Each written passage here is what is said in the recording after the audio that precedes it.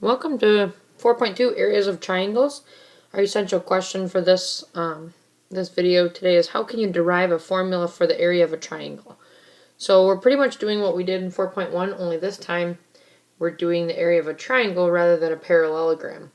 So we have the same kind of idea here, but this time we're doing a triangle. So I want you to pay close attention to kind of what we talked about if we are deriving a formula from something. We talked a little bit about that in the last video. What would that look like? How do we get information about something we don't know about from the use of the last thing we just talked about, which is the area of a parallelogram? So think about this when you're trying to figure out, well, how do I derive an area from the formula we had before? And this is how we do it. Our key idea for this lesson is the area of a triangle. So in words, that means the area of a triangle is 1/2 the product of its base B and its height H. Remember, product means multiply. And another key thing to look at is the area of a triangle is 1/2. Okay? So it's 1/2 the product of its base and its height. All I did was wrote that out in numbers. So I just filled in the algebra for the area of a triangle.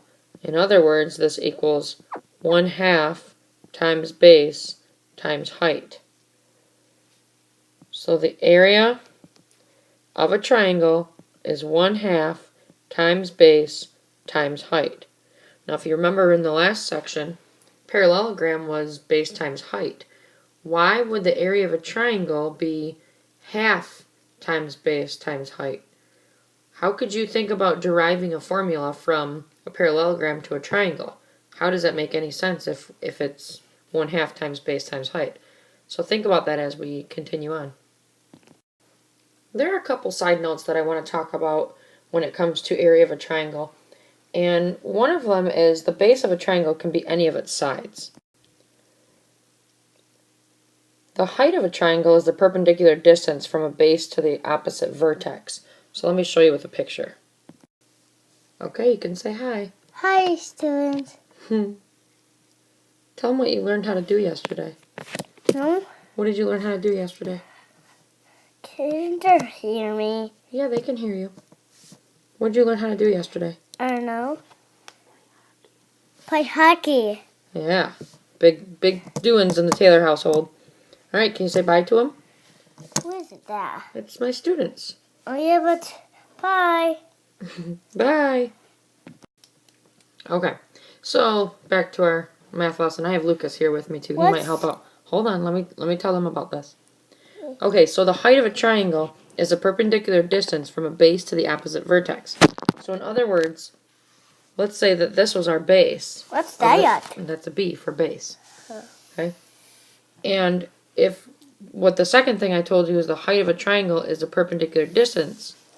Perpendicular means crosses like that, right? And we have 90-degree angles in those perpendicular angles like that. So it would completely all be 90-degree angles. So where is a height in a triangle that would be perpendicular? Well, usually they'll add it in for you with a different color. So right here would be our perpendicular line, and that would become our height. Now, could this be our base? No, it wouldn't be our base because it doesn't have that perpendicular line. It could be our base if we started our line going that direction. Now, if we had a triangle that looked like this, then we would say that our base would be down here, and our height, because this is already a 90-degree angle, would be this line going up. And whenever they give you with an example, they're going to have numbers where the B and the H are. So I'll show you what example 1 is like, and that will make more sense to you. But just remember that the height of a triangle is the perpendicular distance. Perpendicular meaning where it crosses at a 90-degree angle from the base of the opposite vertex. Okay? So it's going to go from a point, perpendicular point, up to an opposite vertex, which would be the height like that. One more thing I want to add is that the formula A equals 1/2 times base times height, that's the area of a triangle, but it can also sometimes be written like this. Area equals base times height divided by 2. You may think that that's a mistake, but it actually means the same thing, because if I were to times it by 1/2, it would be the exact same thing as dividing it by 2. So you could see it like this, or you could see it like this. Just be careful when you're doing your homework, and they might have something set up like this, and it might confuse you, but that could be correct. Majority of the time, we're going to see it like this, so I wouldn't worry too much about it, but I just wanted to mention that.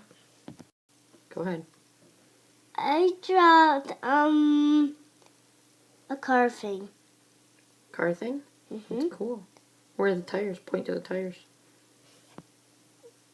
Oh, very nice. Look at the tires. That's cool. That's only one tire. Oh, how many tires are on a car? One. Just one? It's a silly car.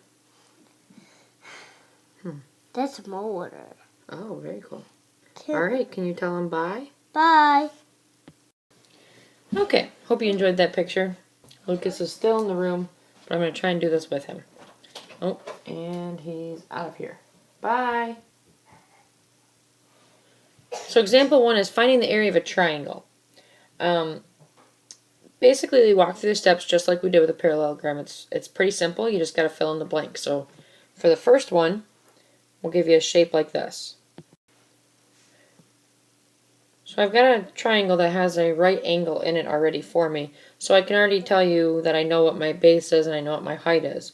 My base would be my 5 inches because it goes along with a line that is perpendicular on the right angle, and that would be my height. So you would write it out like this. You would write your formula first. We always start with our A equals 1/2 times base times height. You write your next A. Area equals, we're not doing anything to the 1/2 because we have to multiply it by 1/2. Our base, I just told you, is 5, so you put that in parentheses.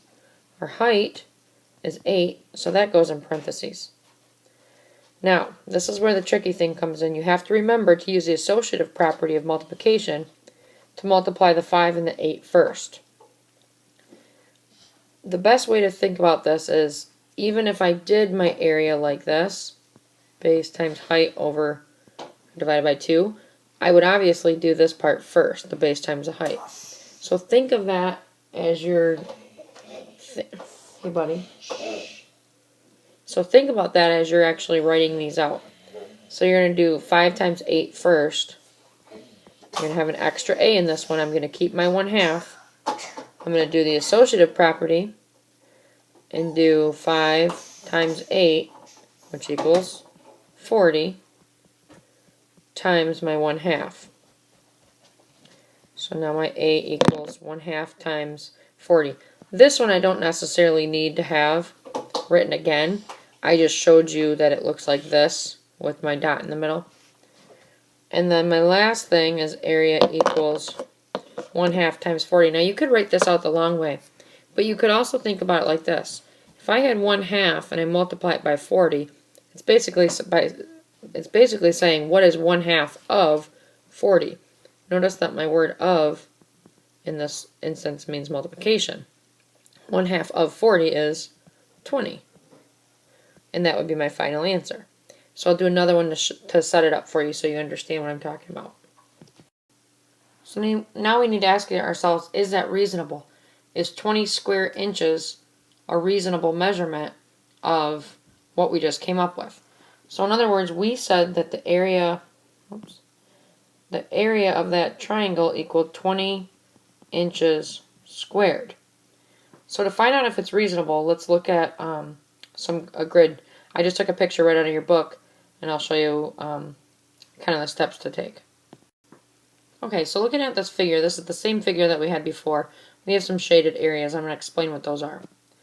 So basically you say to yourself, how many full or nearly full units do I have? So let's count them. So this one's nearly full. There's 1, 2, 3, 4, 5, 6, 7, 8, 9, 10, 11, 12, 13, 14, 15, 16, 17, 18. So I have 18 that are nearly full. Okay. How many do I have that are about full? Or I'm sorry, yeah, about half full. So I've got 1, 2, those are about half, 3. I have 4 of them that are about half full.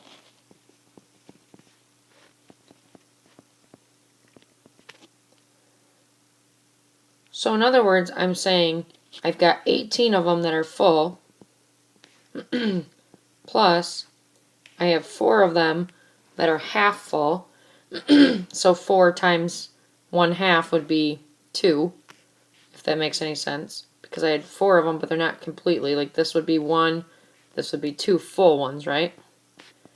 Which equals 20 inches squared. So again, this is my exact same shape that I had that I was just talking about, and I put it into a grid, and I did the same thing. So you can check it, and you can say, yes, that's very reasonable. So example 2 is finding the area of a triangle again. So we're doing the same thing, but with a different type of triangle. So they give us a triangle that looks like this, but I didn't add in the other part of it, the height of it, quite yet. Because I wanted you to know that this is what the triangle starts by, and this is what it looks like. Okay, sorry. So again, I gave you this triangle, and then I will add in the height right now. This is the original shape that we were started with. This, I'm going to do dotted lines, is what our height is. So these lines I just drew are not part of the triangle. What they're telling you is that 9 meters is how big our height is. So we're going to set up our area just like we were before. So I have area equals 1/2 BH, base times height. Then I have area equals 1/2. Our base is 12 times our height, which is 9. Now PEMDAS would tell us to do 1/2 times 12 times 9, but we are going to regroup, use the associative property, and do to 12 times 9 first. So we would rewrite another A. A equals 1/2. 12 times 9 equals 108. And then we would put area again. And we would take 1/2 times 108. Or you could say 1/2 of 108 equals, we're just splitting it in half, it equals 54. Now our units were meters. And we're talking about area still, so it will always be squared. And this would be our final answer. Doing this on your homework, on a test, I would expect you to have the formula, the next step where you're filling them in, the next step where you've just multiplied straight down, the 12 and the 9 by doing the associative property, and then your last step by showing you, or showing me the answer, and having it circled. That's exactly, everything you see here is exactly how I want it set up on a test or a quiz, or homework, or practice in your twirl groups, etc. It's exactly what I want it to look like. So 54 meters squared is your answer. Example 3 is a real-life application, and it says the base and height of the red butterfly wing are 2 times greater than the base and height of the blue butterfly wing. So I'm just going to write that we know that this is 2 times bigger. How many times greater is the area of the red wing than the area of the blue wing? So you need to start off with finding the area of the blue wing, because that's the only numbers that they give us that are known. So here is our, let's see here, let me erase this stuff. This is our triangle that we're working with, and they give us 2 centimeters for the base, and they give us 1 centimeter for the height. So we start off with A equals 1/2 times base times height. A equals 1/2 times our base, which is 2, times our height, which is 1. We can solve what our 2 times 1 is by saying 1/2 times 2, and then our last A would be 1/2 of 2 would be 1. centimeters squared. Don't forget that. So this is our area of the blue wing. So I'm just going to put blue wing down here. So now we know that the red wing is 2 times, it says up here, 2 times greater than the base and the height of the butterfly wing. It doesn't say the area is 2 times greater. It says the base and the height are 2 times greater. So we can say for the red wing that our area equals 1/2 times base times height. Our area would then equal 1/2 our base. Down here, I'm way over here now, if it was 2 centimeters on the blue wing right here, that means that it would be 4 centimeters. The base would be 2 times greater on the red wing, and the height would be 1 times 2 would be 2 centimeters for the height. So our base would be 4, and our height would be 2. To continue solving that, we're doing the associative property. 4 times 2 is 8. And last but not least, 1/2 of 8 is 4, so it'd be 4 centimeters squared.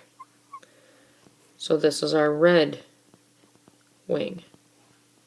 Now we're not finished because the question says, how many times greater is the area of the red wing than the area of the blue wing? Well, the area of the blue wing is 1 centimeter squared. The area of the red wing is 4 centimeters squared. So you need to say, because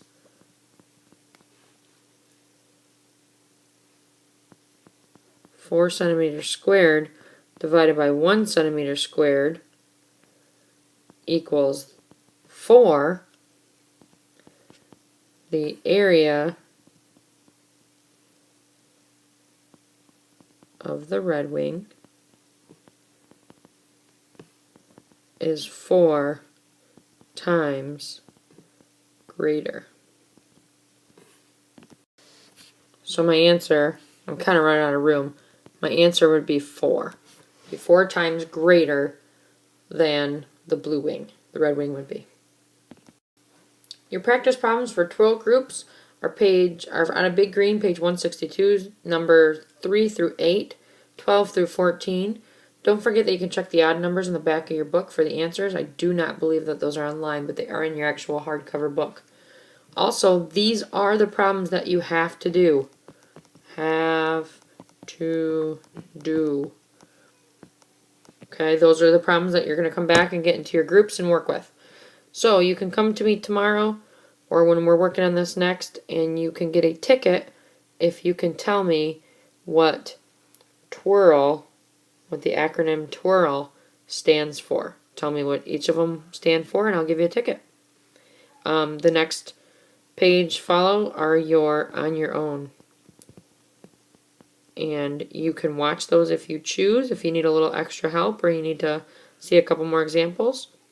Stay tuned. If not, you're all set. I'm going to complete the following problems for the on your own if you need a little extra help. Page 160 is numbers 1 and 2. Page 161 is number 3. So follow along with those if you want to watch how I'm finding the area of these triangles. If you feel confident, skip through, just see if you get the answer right, and we'll go from there. Alright, for number 1, it gives you a triangle that has a right angle already in it, because it gives us this, right here, if it gives you that angle, or that little square, it means it's a right angle. So that means this line and this line are perpendicular. It already gives us the height, shows us what the height looks like. So the first step is to write out what A equals. Well, we know that the area of a triangle is 1/2 base times height. Fill in our 1/2, and then we're going to fill in what our base and our height equal. Our base would be 11, because this is showing it's on the bottom. Our height would be 4, because it's showing us what's going up and down.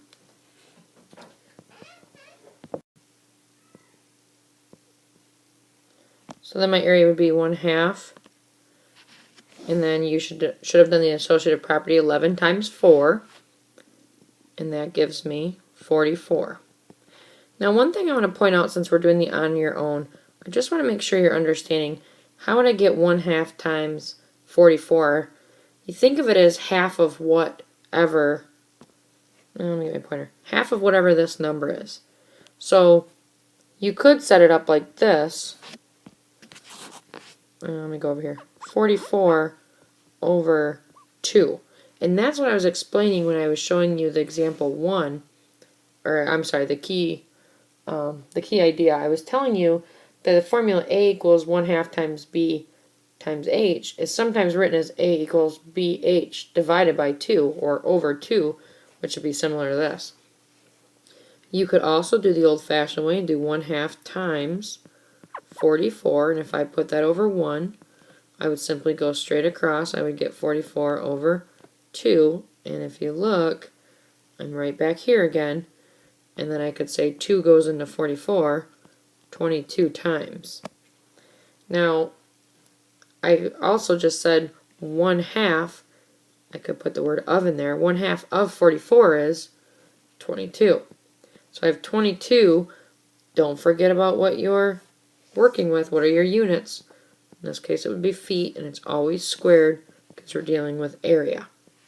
So this is my answer of 22 feet squared would be the area of this triangle. Now in this one, number 2, I'm going to write it in as we go because I don't want you to get confused. The outline that I'm showing you right now is what the actual triangle looks like. This is the area that we're looking to measure, would be all of this inside area here. It wouldn't be anything else. It's all that inside area. So I'm going to erase that real quick. Now when I put the height in, they've already done it for me in the book. But when I put the height in, I look for that perpendicular line that goes to an opposite vertex. So this would be my vertex, and if I go straight down, I'm going to see that if I kept going, I create I create a perpendicular line. I'm going to erase that one more time and kind of show you, just to give you an idea. I wanted to show you that. But here's my vertex. I go straight down. That is my height. And in the book they give you, and they show you that that's where my angle, my right angle comes in, and that's where my perpendicular line is. So in this one, it's 22 meters, and they're telling me my height is 10 meters. So I'm going to start over here with my first A is 1/2 base times height. My second one is 1/2. I look for my base and I look for my height. My base, being right here, would be the 22. My height, being right here, would be 10. Oops, get my pencil back. Then my next one would be the 1/2. 22 times 10. Quick way to do it is say 22 times 1 is 22. And then add on my 0, so 220. Next step, 1/2 of 220. Oops, I shouldn't have wrote it like that, sorry. 1/2 of 220, so I'm just basically cutting that in half, ends up being 110 meters squared. So again, I could write it out like this, put it over 1, 2 goes into 220, 110 times. So lots of different ways you can think of it. I like to just cut it in half and figure that it's, you might get a decimal eventually too. It might not be an even number of 220, or but just make sure you're keeping track of that. So my answer would be 110 meters squared. So for number 3 on page 161 at the bottom, we have a triangle that looks like this. Again, I'm going to add in the stuff as I go, just so you know. This is the triangle we're trying to find the area of. They've already told us that the base is 15 centimeters. Our height would be the line that comes right straight down here and ends up meeting up with our baseline. Could be on the outside, that's fine too. And this would be our height. They tell us it's 8. Whoops. Keep my colors the same here. They tell us that is 8 centimeters. So again, following all my steps, 1/2 times base times height. My area equals 1/2 times my base, which is 15, times my height, which is 8. Writing in my 1/2. 15 times 8, again, if you have to do it out, do it out. Equals 120. And now we say 1/2 of my 120. So you're basically cutting 1/2, or cutting 120 in half. You should come up with 60. So my answer should be 60 centimeters squared. I think the toughest thing on here is just understanding that, and following my laser here, my pointer, this is my triangle, not this whole thing. This is my line that defines where my triangle is. I'm trying to find this area. I'm not trying to find any other part of the area. This stuff in here is not part of the area. That's just telling me where my height is and how it runs up into my, my base. My base is being represented right here. It's not going into that red line. That's why I sometimes like to do it when I draw out my triangle like that. I like to do the height with a dash, so you know it's not part of my actual triangle. So you'll see me do that in the future, or if I'm working with you, I'll probably do the dashed lines to kind of help out. Alright, so that concludes our chapter, or our section 4.2, and I will see you when we're talking in our twirl groups. Come with lots of questions, please.